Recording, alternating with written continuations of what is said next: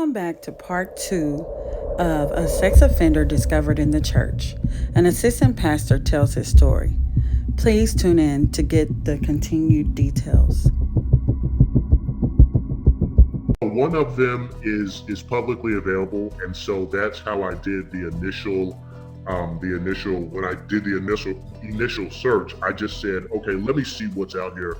And the other document, there was a source that I don't want to reveal, and we're trying to keep everything anonymous, but I was able to obtain that. And when I read the details of that, now that shocked me. That shocked me.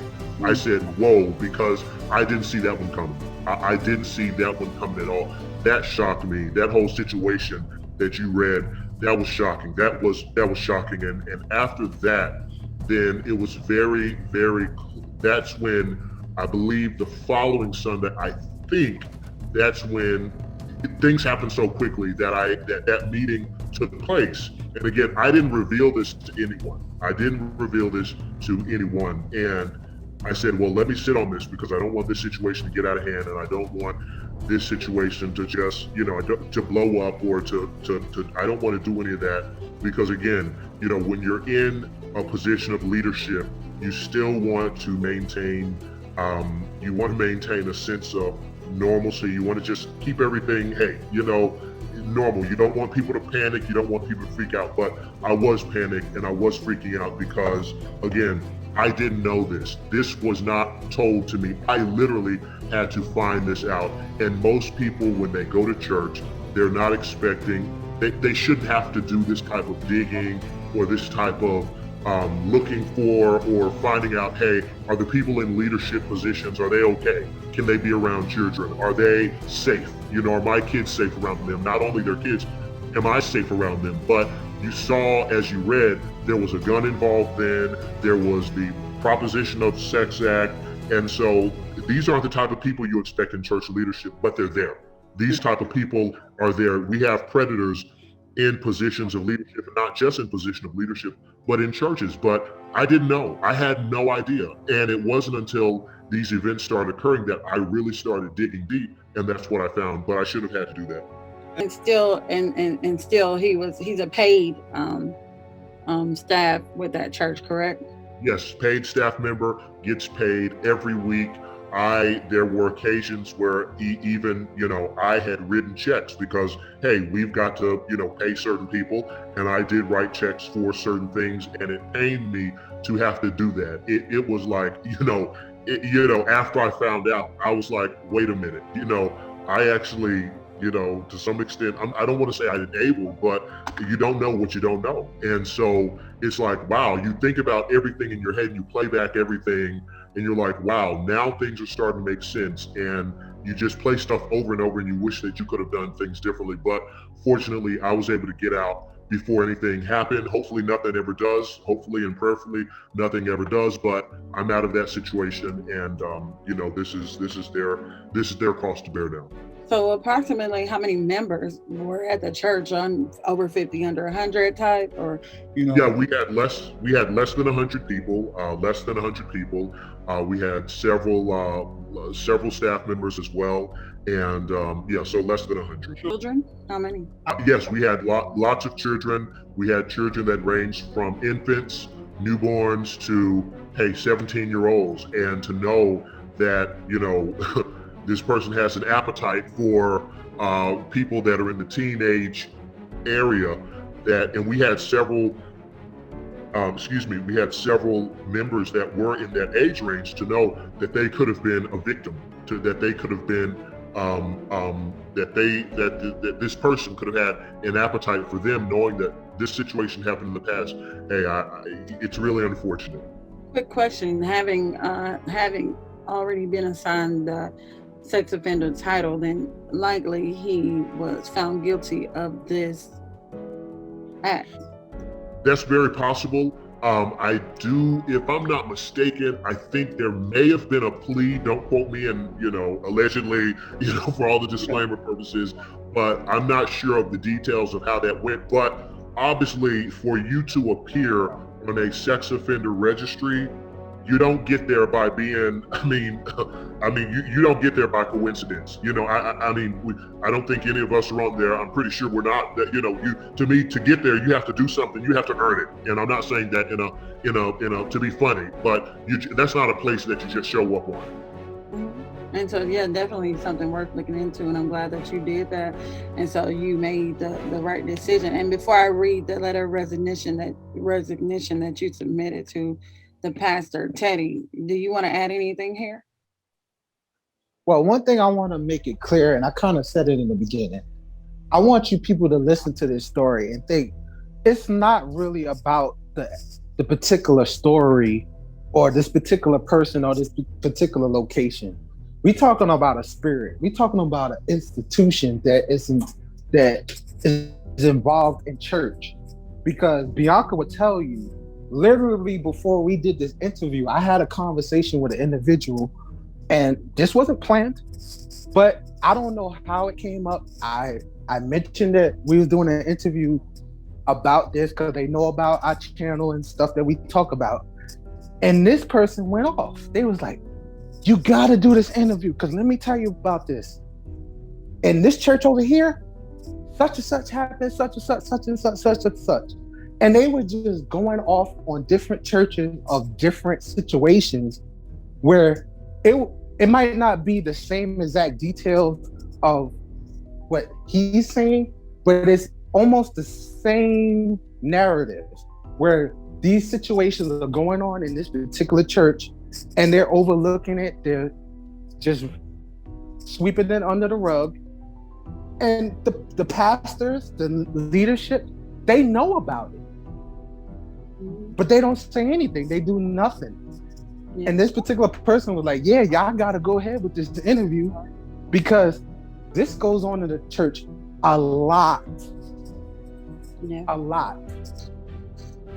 And to that point, if I could just weigh in just one quick thing, and this isn't intended to vilify the church as a whole or to, people they'll be naysayers and that didn't happen. I'm telling you, I went through this. Okay, this is my experience. This is what I know to be true. I have receipts, if you will. So this isn't just made up, or I'm bitter because people will try to change the narrative. Oh, I'm mad, I'm bitter, I'm this, that, and that. I assure you, none of that is true. So this isn't to attack anyone. This isn't to vilify anyone. This isn't to throw anyone under the bus, but just to make people aware that these types of situations, they go on every day, and it's happening. And, there's no, there's not pointing fingers or to blame anyone, but people should be made aware of what's going on. And knowledge is power. Knowledge is power. So don't be deceived. Don't be look at the world through pink colored glasses. Oh, they're a preacher. Oh, they're okay. Do you know how many people go to jail and come out of the jail as preachers, and I'm not saying they can't, but let's just, you've got to call a spade at the end of the day. But these types of things go on in the church, and you're supposed to be able to trust your leaders. You're supposed to be able to trust them, believe in what they say. But when things like this go on, this damages the credibility not only of a particular church or a particular denomination, but the church as a whole. And this can erode confidence in church, and people wonder, oh, well, why don't people go to church? Or why don't people, do this, that, and the other? Well, look at some of the things that's going on. These things happen in the world too, but there's supposed to be a separation between the church and the world. And, you expect to hold your leaders to a higher standard. And when you have poor leadership, poor leadership trickles down and it affects everything and everybody. So yeah, that's my little soapbox. And I will say that, just like Teddy and we talked about in another video that, there are single parents, there are parents as a whole that have to work and, they send their children to church as a safe haven. Now, no one here on this interview or on this line is saying that sex offenders or people who have committed crimes should not have access to Christ, should not have access to the church even. But just like they make you aware of a sex offender moving into a community, they should make the members and especially co-leadership aware of what's going on so that Everyone can have an opportunity to choose. That's the thing. People are making decisions for people, like me as a parent. If I go into that church, you've made the decision for me because you didn't allow me to know. And so that's the main point here that we're making. And so, yeah, everybody, one action, two actions, three actions, whatever, we all sin, right? However, when there is this type of behavior or even a pattern of behavior, we should have the choice to say, if I want to go forward with this institution, with this church, or if I want to take my children to a place that may be safer. It's not hard. Absolutely, and that's true. You put your trust in your kids. You drop them off at church, or you drop them off at Bible study. You drop them off at Sunday school. You drop them off at vacation Bible study, and you expect for them to be safe.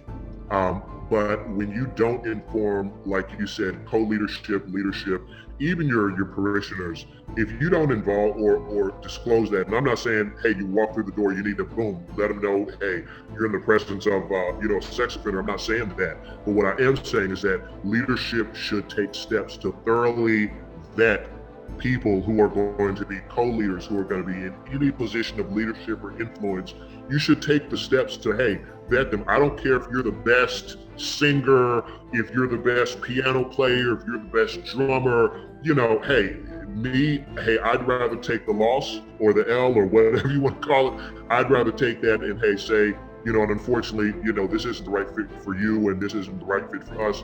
And hey, you're talented. Hey, you're the best in the business. But unfortunately, my reputation, our reputation as not only the church, but religion as a whole, if something were to happen, it could suffer. And when these types of things get out, we've seen the scandals take place in church. And sometimes, hey, they may not affect, we've heard of the different scandals, but the last thing the church needs is another scandal. And unfortunately, this fortunately did not turn into one, but it could eventually at any point in time. It's like a bomb, a ticking time bomb. At any point in time, something could happen, and boom, then it's all over.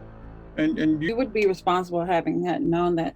And the reason why it was a ticking time bomb was that even after this offense and him said to have threatened the 16-year-old with a gun, he some years later threatened you with a gun as well. So somewhere he still was able to obtain or keep a weapon, and threaten and bully even those around him to get what he wanted. So I wonder what was the pastor's positioning when he decided to go forward with keeping him in the minister of music position and giving him a paid position at that. And I don't know. It's just something to talk about, because if it's okay, sure. We'll talk another time about how or when or if someone with a prior offense should be able to obtain some sort or with the guidance, some sort of position within the church. We will need to go back and revisit something like that if you ever come available again. And that's something that, I thought about. And once after this situation after I left, I did talk about it with other clergy, and we all just wondered, like, what is it that this person has such a hold over the head pastor? What is it? What would possess someone to just continue to have this person just not cut ties? You just will not. You put your head in the sand. You turn the other cheek. You just will refuse to engage. And being, I understand you're in leadership and you don't want drama, you don't want confusion, but sometimes, like I've heard it said, you have to crack a few eggs to make an omelet. And this is a situation where, being a leader, you have to put your foot down and you have to say, well, wait a minute, this is a situation, you can't just, brush it under the carpet. And this particular pastor has a history of doing that with everything. Whenever there's a contentious situation or a situation that, hey, could be kind of contentious, he sweeps it up under the carpet, doesn't want to take any action. And that's a scary part, because failing to take action on something like this could result in not only liability for the local church, but the national church, and it's just a lot of liability, and just not even the liability from a spiritual aspect. I understand God will forgive us and things of that nature. However, at the end of the day, the church is an organization, and organizations have a responsibility to protect persons that are part of the organization and people that, primarily people that are part of that organization. You have a responsibility to protect. And I think that unfortunately the pastor refused to do that and enables this person. And if something happens, then I think that in spite of the communication that I wrote, that there will be liability, lots of liability to go all the way around, because you knew about this. I brought this to your attention. It's been documented. So if something does happen, then hey, you can't cry foul and you can't say, oh, I didn't know, like you always do. But you did know and you did nothing about it. You failed to act. And so, hey, you know what? Now you're just as liable. Mm-hmm. And to your point, I think about, just people growing spiritually. The church has been, again, like I said, this type of safe haven where even adults, without an intimate relationship with Christ or a fully developed relationship with Christ, and I don't know if it ever becomes fully developed, but, without that fully developed relationship, they run to the church as if it is the depiction of who Christ is. And so it took me to that scripture, Proverbs 18:10. It says the name of the Lord is a strong tower. The righteous run to it and are safe. And that makes me think about the church, that you feel safe when you are within those walls. But, just to hear this, it's sobering. And I hope that you viewers or listeners are out here, even if you are in leadership in the church, hopefully you can reconsider how things are done, because I do believe that background checks and, certain stipulations or certain guidelines should be addressed when it comes to anyone who will have access to other members or even children. So without further ado, you guys, I'm just going to share briefly. This is a 7-page resignation letter. So there was a lot covered there. And I'm going to just kind of touch on some of it. I don't know if I'll share it all, JD, but I'm going to go for it, okay? Addressed to the pastor. It is with great disappointment that I am writing this correspondence. I am saddened, hurt, and offended that you would suggest that I have not moved on from what happened between the individual and me, or tried to resolve the ongoing mistreatment I constantly received from him. Not only have I moved on, but I have been trying to maintain my composure given his continued disrespect and disdain for me. Going forward, I will not allow myself to be mistreated or be disrespected by him. On Sunday in your office, you told me that you'd like me to get over the situation with the individual. I understand that to mean that you or someone else do not think that I have moved past the situation, which is completely and entirely false. While it took much prayer and supplication, I have moved past the situation, even though the individual has demonstrated and continued to demonstrate through his actions he has not. He has been and continues to be disrespectful, impolite, and rude to me, as documented below. So within the church, these are the things that he done towards you. He cursed at me. He threatened me with a firearm. He does not speak to me, even if I speak to him. He handed everyone a program at my table during the prayer breakfast, except me. And you guys may think that's petty, but no, that is an intimidation factor. if you guys know what I mean. He walked out on me when I began preaching. He rolls his eyes at me. He says things under his breath, and when I speak or if I am mentioned, he will not back me up when I preach. In spite of all this, I continue to every effort to remain courteous to him, but he chooses not to do the same. I'm going to take a break here. And when you say he won't back you up when you preach, usually the minister of music, we know I'm in the South. And are you in the South? I am the Southern, right. Yeah, usually, and Teddy, you're in music. How does that really work? Oh, yeah. Listen, that Hammond organ got to be screaming when that preacher preaching. Come on, Teddy. You already know. Yes. Yeah, so it's super awkward if the preacher's preaching and then there's no, you know what I'm saying? Again, to me, that's some sort of intimidation factor. If you guys have ever been in church, then you know what this looks like. So, in spite of all this, I continue to make every effort to remain courteous to him, but he chooses not to do the same. His constant disregard for peace during worship services and other church functions makes me extremely uncomfortable. However, I continue to attend and maintain a professional demeanor. You did not ask me if I had moved past the situation regarding the individual, but instead you told me that you'd like me to get over it. How was that? Honestly, I was pissed. I know people say, "Oh, preachers shouldn't talk." Well, get over it. At the end of the day, I was pissed because for someone to just say "get over it," they're being dismissive of your feelings, and no one likes that. That is, if you want to upset someone, dismiss someone's feelings, or say, "Oh, well, you know what? You don't feel that way," or whatever. Get over it. Something has, imagine telling a woman or man that's been violated in a sexual nature, "Oh, just get over it." I mean, excuse me. I mean, this is really, really in the same ballpark of this. There's someone here that could possibly violate someone, and you're just saying, and I bring to you everything. I show you the documents. I bring everything to you, and you don't even look at them in this meeting. You don't even look at them. You take them. He took them, but he wouldn't open them. He wouldn't look at them, and he put them on his desk, and then he just continued talking. And so that in and of itself gave me the impression that, okay, you knew about this. Also, when you're telling me to get over it, come on.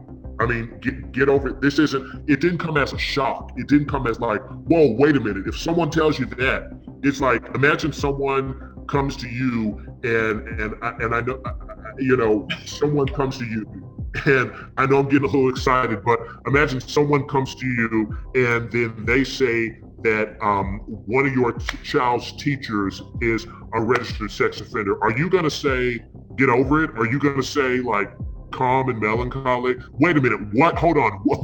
Who is this person? Where are they at? Where's my child at? What's going on here? You want to know, but a simple nonchalant, "Oh, well, get over it." No, I was pissed.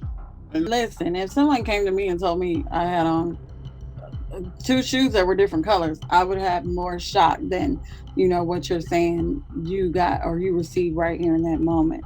I'm going to continue with the letter. It says, I have no reason to lie and would have told you the truth. I would have told you what I continue to reiterate, and that is that I have moved past the situation. I asked if you had spoken to him, and you said that you didn't need to. I respectfully disagree. A conversation with him is long overdue and needs to be had about this and other matters. Failure to address these and other concerns only allows the situation to grow and cause dissension within the church. While it does deeply disturb me that he is a registered sex offender and the minister of music, he is grossly overpaid. He avoids paying taxes, which constitutes tax fraud on his church income, which is not tax exempt, since his income is not reported to the IRS by the church via Form 1099. He does nothing to increase participation in the choir or diversify song selection. So this is some I feel like damning information that doesn't even speak to his actions as a sex offender. So that's crazy. It says just to name a few. I have come to realize that there is nothing I can do. I can, however, express my concern to you, the pastor, which I have chosen to do.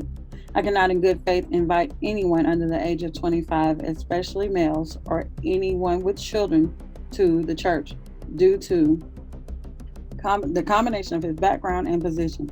If I had children or grandchildren, I most certainly would not want them in his presence alone and would hope that church leadership vetted all clergy and staff who I or my children would be in the presence of during church functions. If all current members do not know, they should, so they can take any and all necessary precautions to protect themselves, their children, and loved ones. Future members should be protected in the event they are not made aware of his past. He is not a volunteer, but a paid member of the church who should be held to the same standards that other persons who receive a salary are held to, but even more so due to the religious environment. In the event there is an allegation against him, this presents a liability for all those who knew and did nothing, myself included, as well as a liability for both local and national church. For what he does, his salary is grossly inflated. Potential new members could do what he does and much more, but anyone who is more talented than him or presents a threat to his position or income becomes a target for him. In an effort to maintain his position, he attempts to perform trivial tasks, intimidate and bully others while acting as if he is irreplaceable and unrivaled. Teddy, you have anything you want to say while I continue? Man, I'm glad you opened the door because exactly when you said that, that really reminded me of the same situation I was in. Yeah, man. Like he really treated me like I was his competition. So it was like, I'm coming here because first of all, I didn't go there on my own. I was actually asked by somebody to come help them because they needed help. So he was another musician, and I'm gonna be honest with you, this guy on instruments was way better than me. I'm not scared to say that. But yeah, he treated me like I was competition. Like every time I would go sit in, it was always like, oh yeah, you did this wrong. Like he pinpointed everything I did wrong. He didn't do that to nobody else. Nobody else. But when I got there, oh, you missed this beat off point. You did this off point. Wow. And it just amazes me how, when you were just saying that competition spirit, or well, you might replace me, or it's just amazing, man. Wow. Yeah, that they when they feel, then they insert the bullying and the intimidation Right. factors, like you said, that Right. spirit that is ever present, not just in one church, but many churches that I've attended, been a member of, and I could speak to that as well. I'm going to continue this letter because it is a little bit long, and I want you guys to hear this. He continues and says, again, I will not be intimidated, bullied, or be made fearful of him. His income is taxable and should be reported to the IRS, but there is a failure to report taking place at the church. I'm shocked and dismayed that I was asked to get over that situation when all I did was bring to your attention, for the protection of the church, both local and national, and its members, that I discovered he is a registered sex offender, currently found on the state's website, and a convicted felon. Yet I am being treated as if I did something wrong and that I am a problem. You and others knew about his past. I, however, did not as discovered in the meeting that you and Deacon and myself had. So the individual was there, it was another deacon there, and you guys talked about it, and you were the only one who did not know. Am I correct? That is correct. Okay. There are many things I am sure I did not know about the individual, and without the information, without that information, it is difficult to create a strategy for church growth and membership retention. If you recall, after you, the individual, and Deacon and myself convened in your office, I attempted to shake the individual's hand, but he would not shake mine. That was extremely disrespectful and demonstrated that he was not willing to move on from the situation. It appears the individual can do no wrong at the church and can treat people however he sees fit without consequence.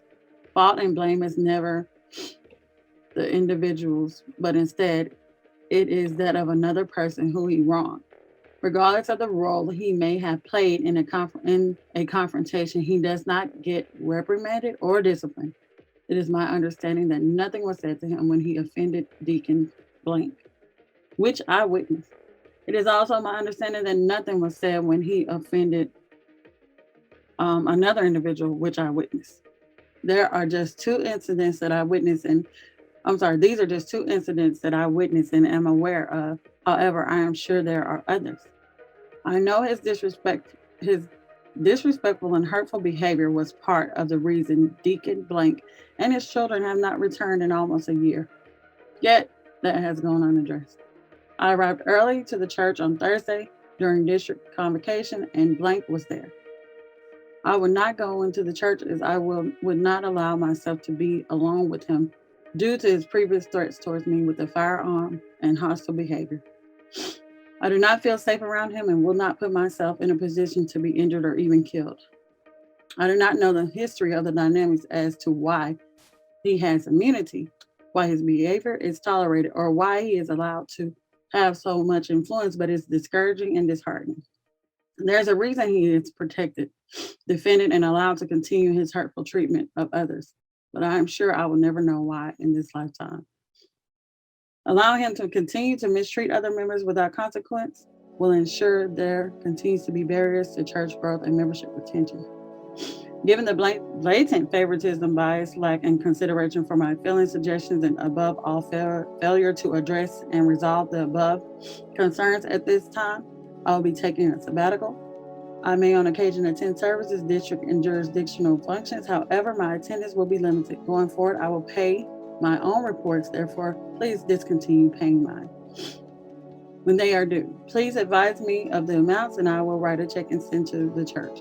I do not plan on attending or joining anyone else's church during this time, but instead will seek the Lord with my whole heart. I hope in an effort to effectuate change, grow the church, retain members, and have the church live up to its full potential. This and other concerns are addressed. I want to go back just real shortly because it was something that I read that, I'm kind of, it just makes me feel like a certain way because it's like you brought this to someone's attention and you were basically shunned and forced to resign. Yes, that is the part that is really, really, that's the part that really was like, wow. And the tone of the meeting, when it first started out, it was kind of one where like, I'm being the troublemaker or I'm being, I'm starting to stir up stuff. But, when it comes to something like this, I'll stir the pot all day and night because children deserve to be protected. Mothers and fathers and sisters and brothers and, caregivers and caretakers, they deserve for their loved ones to be protected. And this concludes part 2 of A Sex Offender Discovered in the Church. Please continue to tune in and set your notifications to see part 3. Until next time.